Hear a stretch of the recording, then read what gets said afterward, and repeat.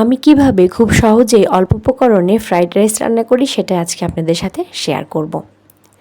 আসসালামু আলাইকুম, কেমন আছেন সবাই? অলস রান্নাঘরের পক্ষ থেকে সবাইকে স্বাগতম।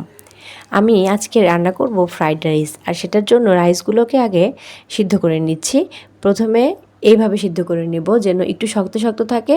তারপর এই পর্যায়ে উঠিয়ে পানি ঝরিয়ে ঠান্ডা করে নর্মাল ফ্রিজে রেখে দেব। তারপর রান্না করতে চলে আসলাম রাত্রেবেলা, আর ওটা নর্মাল ফ্রিজে রেখে দিয়েছিলাম সকালবেলা। আর যদি সকালবেলা রান্না করতাম তাইলে রাইসগুলো রান্না করে রাখতাম রাত্রেবেলা। হ্যাঁ, এটা কিন্তু একটা বড় একটা টিপস ফ্রাইড রাইসের জন্য। নর্মাল ফ্রিজে ভাবে বেশ কিছু ঘন্টা রেখে দিলে খুব ঝরঝরে একটা ভাব আসে, আর ফ্রাইড রাইস তো ঝরঝরে না হলে একদম খাইতে ভালো লাগবে না। তারপর প্রথমত অল্প তেলে ডিম ভেজে নিলাম। তারপর এখন চিকেন ভেজে নিচ্ছি। চিকেনগুলো মোটামুটি পুরোপুরি ভেজে নিব। ভেজে নিয়ে উঠিয়ে নিয়ে এর মধ্যে দিয়ে দিচ্ছি হচ্ছে গাজর।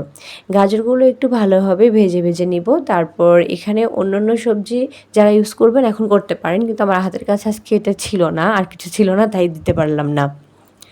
হুটহাট খাবার দাবার আর কি। আর এখন হচ্ছে দিয়ে দিলাম পেঁয়াজ, রসুন, কাঁচামরিচ আর মটরশুঁটি আমি ফ্রোজেন করে রাখছিলাম।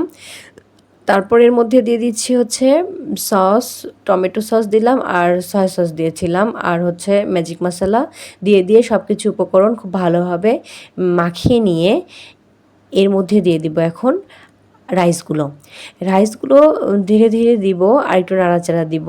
এভাবে রাইসগুলোকে একটু একটু দিয়ে এরপর দিয়ে দিব রাইসগুলোর উপরে হচ্ছে কালো গোলমরিচের গুঁড়ো। এটা কিন্তু ফ্রাইড রাইস বা চিকেন ফ্রাইয়ের জন্য বেশ কমন একটা জিনিস বা পারফেক্ট বলে আমি মনে করি। মাস্ট দিতেই হবে, না দিলে এটার স্বাদ খুব একটা পাই না আমি। আর এখন দিয়ে দিলাম চিলি সস একদম ঝাল হবে, খুব ভালো লাগে খাইতে।